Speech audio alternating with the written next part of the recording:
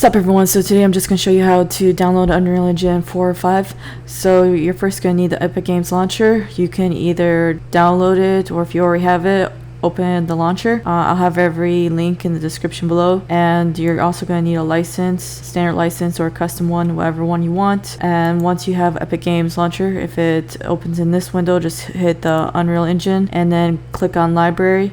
And on the engine versions, click on the plus, and then you can choose what version you want. Mine automatically went for the newest version. Once you're done installing, then you can launch it. On games, you can choose whatever one you want your game to be. I usually choose third person. You can install your game project on the D drive or C drive, whatever one you have room for.